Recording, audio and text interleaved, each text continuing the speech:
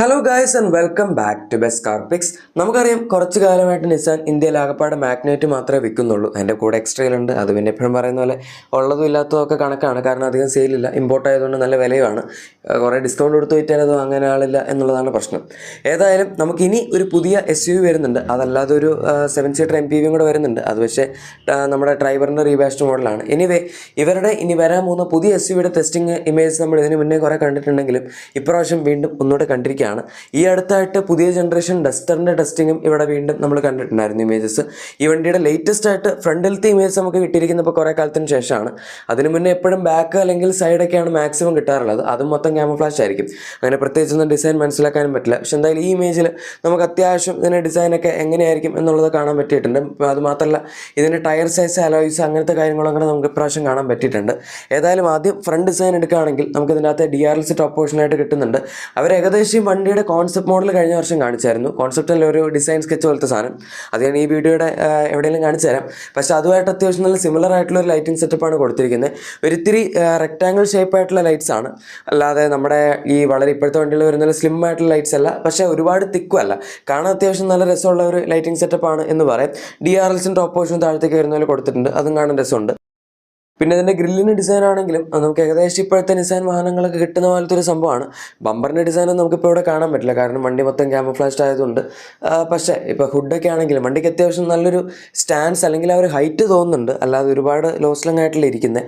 എങ്ങനെയായാലും 200 mm മുകളിൽ ground clearance ഉണ്ടാവും, അത് ഉറപ്പാണ്. അത് പിന്നെ ഈ സെഗ്മെൻറ്റിലുള്ള വണ്ടികൾക്ക് പൊതുവെ ഉള്ളൊരു സംഭവമാണ്.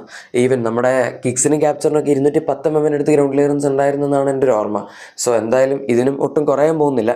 ഇനി നമുക്ക് മെയിനായിട്ട് സംസാരിക്കാൻ ടയർ സൈസിനെ പറ്റിയാണ്. പൊതുവേ ഈ 18-inch അലോയ് വീൽസ് ഒക്കെ കൊടുത്താലും കമ്പനികൾ അതിനകത്ത് 215 സെക്ഷൻ ടയേഴ്സാണ് കൊടുക്കാറ്. ഈ വണ്ടിയിൽ പക്ഷേ നിങ്ങൾക്ക് കാണാം, നമുക്ക് ഇതിനകത്ത് JK ടയേഴ്സിൻ്റെ റേഞ്ചർ എന്ന് പറഞ്ഞ ടയറാണ് കിട്ടുന്നത്. പക്ഷേ 225, 55, R18s ആണ് ടയർ സൈസ് വരുന്നത്. അത് അത്യാവശ്യം നല്ല തിക്കായിട്ടുള്ള ടയേഴ്സാണ്, അതായത് ടയറിന് നല്ല വീതി കൂടുതലാണ്. പൊതുവേ ഇപ്പോൾ നമ്മൾ ക്രെറ്റ എടുത്താലും അല്ലെങ്കിൽ ഇപ്പോൾ ഈവൻ ടാറ്റയുടെ കെർവ് ആയിക്കോട്ടെ, സെൽറ്റോസ് ആയിക്കോട്ടെ, അങ്ങനെ ഏത് കമ്പനിയാണെങ്കിലും 18-inch വീൽസ് ചില കമ്പനികൾ കൊടുക്കുന്നുണ്ട്. പക്ഷേ 215 ആണ് അതിൻ്റെ ക്രോസ് സെക്ഷൻ വരുന്നത്. ഇത് പക്ഷേ 225 ആയതുകൊണ്ട് തന്നെ കുറച്ചും കൂടെ വിട്ട് അവർ കൂട്ടിയിട്ടുണ്ട്. അതുകൊണ്ട് ഈ ടയർ കാണുമ്പോഴും നമുക്ക് ആ ഒരു എടുപ്പ് കിട്ടും. പിന്നെ 18-inch ആണെന്നുള്ളത് നിങ്ങൾക്ക് ഇപ്പോൾ മനസ്സിലായി കാണുമായിരിക്കും. പൊതുവേ 18-inch ഇവിടെ കൊടുക്കുന്ന കുറവാണ്. നമ്മുടെ ഗ്രാൻഡ് വിറ്റാര, ഹൈറൈഡർ അതിൻ്റെ അകത്തൊന്നും ഇല്ല. പിന്നെ കുഷാക്ക്, ടൈഗുൺ അതിൻ്റെ അകത്തും ഇല്ല. അങ്ങനെ ഇപ്പോൾ ഹ്യുണ്ടായും കിയയും പിന്നെ ടാറ്റയാണ് 18-inch കൂടുതലും കൊടുക്കുന്നത് ഈ സെഗ്മെൻറ്റിൽ. ഇനിയിപ്പോൾ എന്തായാലും നിസാനും അതുപോലെ റെനോയും കൂടെ ഡസ്റ്ററിലും പിന്നെ പുതിയ SUV-യിലായിട്ട് 18-inch കൊടുക്കും. സോ അത് നല്ലൊരു അപ്ഗ്രേഡ് ആയിരിക്കും നമുക്കിപ്പോൾ കിട്ടുന്ന ടയർ സൈസൊക്കെ വെച്ച് കമ്പയർ ചെയ്യുമ്പോൾ. ഇപ്പോഴാണ് ഇതിൻ്റെ ടയർ സൈസ് കറക്റ്റായിട്ട് ലീക്ക് ആയിരിക്കുന്നത്. ഇത്രയും കാലം നമ്മൾ അലോയ്സിങ്ങിനെ അവർ ക്യാമഫ്ലാജ് ചെയ്ത് ടെസ്റ്റ് ചെയ്യുന്നത് മാത്രമേ കണ്ടിട്ടുള്ളൂ. ബൈ ദ വേ ഡിസൈനിങ്ങിനെ ആയിരിക്കില്ല അലോയ്സിൻ്റെ, കുറച്ചും കൂടെ വ്യത്യാസം ഉണ്ടാകും. ഇതിപ്പോൾ അവർ കവർ ചെയ്ത് ടെസ്റ്റ് ചെയ്യുന്നതുകൊണ്ടാണ് ഇങ്ങനെ ഇരിക്കുന്നത്. നമുക്ക് ഇപ്പോഴത്തെ സ്പൈ ഷോട്ട്സിൽ കിട്ടിയത് ഇത്രേ ഉള്ളൂ. ഇനിയിപ്പോൾ ജസ്റ്റ് ബാക്കിലത്തെ ഒരു ഡിസൈൻ കാണണമെന്നുണ്ടെങ്കിൽ കാണിച്ചു തരാം. പക്ഷേ ഇത് പഴയ സ്പൈ ഷോട്ടാണ്. ഇതിനകത്ത് ഇപ്പോൾ ഈ വണ്ടി ഒരു കുഷാക്കിൻ്റെ ബാക്കിൽ കിടക്കുന്ന നിങ്ങൾക്ക് കാണാം. അതുകൊണ്ട് ഇതിൻ്റെ സൈസ് ഏകദേശം ഊഹിക്കാവുന്നുള്ളൂ. എന്തായാലും 4.3 to 4.4 മീറ്റേഴ്സിനിടയിലായിരിക്കും ഈ വാഹനത്തിന് ലെങ്ത് വരാൻ പോകുന്നത്. പിന്നെ കുഷാക്കിനേക്കാൾ ഹൈറ്റും നമുക്കിവിടെ കാണാൻ പറ്റും. അതുപോലെ roof rails, shark fin antenna തുടങ്ങിയ കാര്യങ്ങളൊക്കെ ഉണ്ട്. ബാക്കിലാണെങ്കിലും wiper, washer, defogger, high mounted stop lamp, അതുപോലെ ഒരു ചെറിയ സ്പോയിലർ, അങ്ങനത്തെ കാര്യങ്ങളും അവർ കൊടുത്തിട്ടുണ്ട്. ടെയിൽ ലാമ്പൊന്നും ഇവിടെ കാണുന്നില്ല, കാരണം മൊത്തം ഒരു വണ്ടി നല്ല നീറ്റായിട്ട് ക്യാമഫ്ലാജ് ചെയ്തെല്ലാം ടക്കിൻ ചെയ്ത് വെച്ചിട്ടുണ്ട്. ആകപ്പാടെ കത്തേണ്ട സ്ഥലത്ത് മാത്രമുള്ള ചെറിയൊരു ഓട്ടം മാത്രമേ ഉള്ളൂ. പക്ഷെ എന്തായാലും കാണുമ്പോൾ ആ ഒരു വലുപ്പം ഉള്ളതുകൊണ്ട് തന്നെ ബാക്കിൽ നിന്ന് നമുക്ക് ചെറിയ വണ്ടിയുടെ ലുക്കൊന്നും കിട്ടില്ല. ഇപ്പോൾ കുഷാക്കോ, ടൈഗണോ ഒക്കെ ആണെങ്കിൽ തന്നെ അവർക്ക് ഏറ്റവും വലിയൊരു മിസ്റ്റേക്ക് പറ്റിയത് വണ്ടികളുടെ സൈസിലാണ്. പൊതുവേ സെഗ്മെൻറ്റിലുള്ള വണ്ടികളെല്ലാം കുറച്ച് വലുതാക്കി കാണിക്കാൻ ശ്രമിക്കുമ്പോൾ സ്കോഡയും ഫോക്സ്വാഗനും വണ്ടികൾ മനഃപൂർവ്വം കുറച്ച് ചെറുതാക്കി കളഞ്ഞു 4.2 മീറ്റേഴ്സിൽ.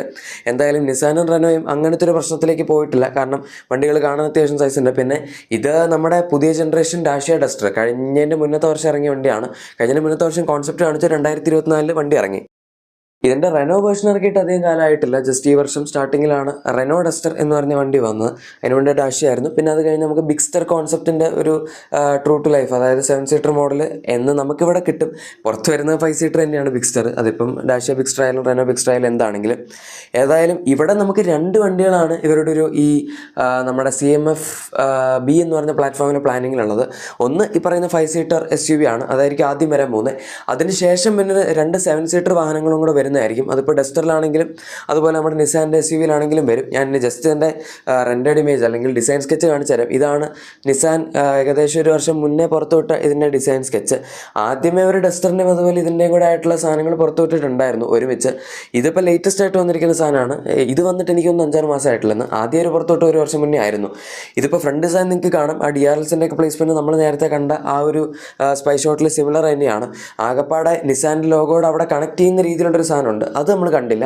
പിന്നെ ലൈറ്റിംഗ് സെറ്റപ്പ് ഒക്കെ ആണെങ്കിൽ അതിൻ്റെ താഴത്തേക്ക് DRLs എക്സ്റ്റെൻഡ് നമ്മുടെ ഹെഡ് ലാമ്പിൻ്റെ ഒരു ഗ്രില്ലിൻ്റെ പോർഷൻ എക്സ്റ്റെൻഡ് ചെയ്യുന്ന പോലെ കൊടുത്തിട്ടുണ്ട്. അതും ഇല്ലയോ എന്നുള്ളത് പ്രൊഡക്ഷൻ സ്പെക് മോഡൽ കാണേണ്ടി വരും. മൊത്തത്തിലുള്ള ഡിസൈൻ അത്യാവശ്യം നല്ല സിമിലറാണ് നമ്മൾ സ്പൈ ഷോട്ടും അതുപോലെ സ്കെച്ചും നോക്കുകയാണെങ്കിൽ. പിന്നെ നമ്മുടെ ഡ്രൈവർ ബേസ്ഡ് ആയിട്ടുള്ള നിസാൻ്റെ MPV അപ്പുറത്ത് കിടപ്പുണ്ട്. അതും അവർ കഴിഞ്ഞ ദിവസം TC ചെയ്ത സമയത്ത് കാണിച്ചായിരുന്നു. ആ വണ്ടിയിൽ പ്രത്യേകിച്ചൊന്നുമില്ല, നമുക്ക് ഈവൻ ടർബോ എഞ്ചിൻ പോലും കിട്ടുന്നില്ല. ഈ അടുത്ത് വന്ന ഡ്രൈവറിൻ്റെ ഫേസ് ലിഫ്റ്റ് അത് ബേസ്ഡ് ആയിട്ട് വരാൻ പോകുന്ന വണ്ടിയായിരിക്കും. ഡ്രൈവറിൻ്റെ ഫേസ് ലിഫ്റ്റിലുള്ള എല്ലാ ഫീച്ചേഴ്സും ആ വണ്ടിയിലുണ്ടാവും. പക്ഷേ നമുക്ക് കൂടുതലായിട്ട് നിസാൻ്റെ ഒരുപാട് അപ്ഡേഷൻസ് ഒന്നും ഉണ്ടാവില്ല എന്നേ ഉള്ളൂ. എന്തായാലും അതവിടെ നിൽക്കട്ടെ. ഇനിയിപ്പോൾ ഈ വണ്ടിയുടെ ഇൻറ്റീരിയറും കൂടെ ഞാൻ കാണിച്ചു തരാം. ആക്ച്വലി ഇതിൻ്റെ അല്ല, ഡസ്റ്ററിൻ്റെ ഇൻറ്റീരിയറാണ് ഇപ്പോൾ കാണിക്കാൻ പോകുന്നത്. ഈ ഒരു പാറ്റേണിലായിരിക്കും ഈ വാഹനങ്ങളിലേക്ക് ഇൻറ്റീരിയർ വരുന്നത്. പക്ഷേ നിസാൻ ആയതുകൊണ്ട് അവർ ഇൻറ്റീരിയർ കുറച്ച് കസ്റ്റമൈസ് ചെയ്യും. ഇപ്പോൾ നമ്മൾ കൈഗർ മാഗ്നൈറ്റ് നോക്കുകയാണെങ്കിൽ രണ്ടിൻ്റെ ഇൻറ്റീരിയറിൽ ഉപയോഗിച്ചിരിക്കുന്ന കുറേ സാധനങ്ങളൊക്കെ സെയിം ആണ്, പക്ഷേ ഡിസൈൻ സെയിം അല്ല. അതുകൊണ്ട് എന്തായാലും റെനോയ്ക്കും നിസാനും ഡിസ്റ്റിങ്റ്റീവ് ആയിട്ടുള്ള ഡിസൈൻ ആയിരിക്കും. അതിപ്പോൾ എക്സ്റ്റീരിയറിലാണെങ്കിലും നമുക്ക് ഒരു വ്യത്യസ്തമായ ഡിസൈൻ പാറ്റേൺ കാണാൻ സാധിക്കും. പക്ഷേ സീറ്റ്സ് ആയിക്കോട്ടെ, അതുപോലെ ഉപയോഗിച്ചിരിക്കുന്ന ഫീച്ചേഴ്സ്, ഇപ്പോൾ 10.1 ഇഞ്ചസിന് ഇൻഫോർടൈൻമെന്റ് സിസ്റ്റം, പിന്നെ നമുക്ക് എക്സ്ട്രാ പ്രതീക്ഷിക്കാൻ പറ്റുന്ന വയർലെസ് ചാർജർ ആയിക്കോട്ടെ, അതുപോലെ ഓട്ടോ ഡിമ്മിങ് AR ഗെയിംസ്, പിന്നെ നമ്മുടെ ഓട്ടോമാറ്റിക് ക്ലൈമറ്റ് കൺട്രോൾ AC, അതുപോലെ പാനോറമിക് സൺറൂഫ് നമുക്ക് എക്സ്പെക്ട് ചെയ്യാൻ പറ്റുന്ന ഒരു സംഭവമാണ്, പ്രത്യേകിച്ച് ഇന്ത്യൻ മാർക്കറ്റ് ആയതുകൊണ്ട്. അത് കൊടുത്താലേ അവർക്ക് എന്തെങ്കിലും ഗുണം ഉണ്ടാവുള്ളൂ. പിന്നെ അതിന് പുറമെ നമുക്ക് ventilated seats, 360 camera, electronic parking brake പോലത്തെ ഫീച്ചേഴ്സൊക്കെ വേണമെങ്കിൽ എക്സ്പെക്ട് ചെയ്യാം. ഇതൊക്കെ പൊതുവെ ഇപ്പോഴത്തെ ഈ സെഗ്മെൻറ്റിൽ കിട്ടുന്ന കാര്യങ്ങളാണ്. ഇത്രയെങ്കിലും കൊടുക്കാതെ ഒരു വണ്ടി ഇറക്കി കഴിഞ്ഞാൽ എങ്ങനെ മാർക്കറ്റിൽ പച്ച പിടിക്കുമെന്ന് അറിയില്ല. കാരണം ഇപ്പം തന്നെ ഇഷ്ടം പോലെ കോമ്പറ്റീഷനാണ് ഈ ഒരു സെഗ്മെൻറ്റിൽ. സബ്ഫോമീറ്റർ SUVസിനേക്കാൾ കോമ്പറ്റീഷൻ ഇപ്പോൾ ഈ ഒരു സെഗ്മെൻറ്റിലാണ് വന്നുകൊണ്ടിരിക്കുന്നത്. ഏറ്റവും കൂടുതൽ ആൾക്കാർ കൺസിഡർ ചെയ്യുന്നതും ഇപ്പോൾ ഈ സെഗ്മെൻറ്റിലുള്ള വണ്ടികളാണ്. അതിൽ ക്രെറ്റയാണ് ഏറ്റവും ബെസ്റ്റ് സെല്ലിംഗ് ആയിട്ട് നിൽക്കുന്നത്. എൻ്റെ തൊട്ട് താഴെ ഹൈറൈഡറും അതുപോലെ ഗ്രാൻഡ് വിറ്റാരയൊക്കെ ഉണ്ട്. ബാക്കി വാഹനങ്ങളൊക്കെ അതിലും താഴെയാണ്. ഇനിയിപ്പോൾ വിക്ടോറിയസും ആ ഒരു കാറ്റഗറിയിലോട്ട് കയറുമായിരിക്കും. ഏതായാലും ഈ വണ്ടികളുടെ ഒരു മൊത്തത്തിലുള്ള ഇത് വെച്ച് നോക്കുകയാണെങ്കിൽ അത്യാവശ്യം പൊട്ടൻഷ്യൽ ഉണ്ട്. അവർ നന്നായിട്ട് പ്രൈസ് ചെയ്താൽ മാത്രം മതി. അതിൻ്റെ കൂടെ ആവശ്യത്തിനനുസരിച്ച് അല്ലെങ്കിൽ ഈ സെഗ്മെൻറ്റിൽ സ്റ്റാൻഡേർഡായിട്ട് കിട്ടുന്ന എല്ലാ ഫീച്ചേഴ്സും അവർ ഉറപ്പായിട്ടും കൊടുത്തിരിക്കണം, അത്രേ ഉള്ളൂ. ഇനി എഞ്ചിൻ ഓപ്ഷൻസിലേക്ക് വരികയാണെങ്കിൽ നമുക്ക് ബേസിക് എഞ്ചിൻ മിക്കവാറും മാഗ്നൈറ്റിലും കൈഗറിലൊക്കെ ഉപയോഗിക്കുന്ന ആ 1 ലിറ്റർ ടർബോ പെട്രോൾ ആയിരിക്കും കിട്ടാൻ പോകുന്നത്. അങ്ങനെയാണെങ്കിൽ 100 PS പവറും 160 Nm ടോർക്കും ആയിരിക്കും വരുന്നത്. പക്ഷേ അതിന് പുറമെ ഒരു ഇത്തിരിയും കൂടെ ഡിസ്പ്ലേസ്മെൻറ്റ് കൂടിയ ടർബോ പെട്രോളും നിസാനും റെനോയും കൂടെ കൊടുക്കുന്നതായിട്ട് പറയുന്നുണ്ടായിരുന്നു.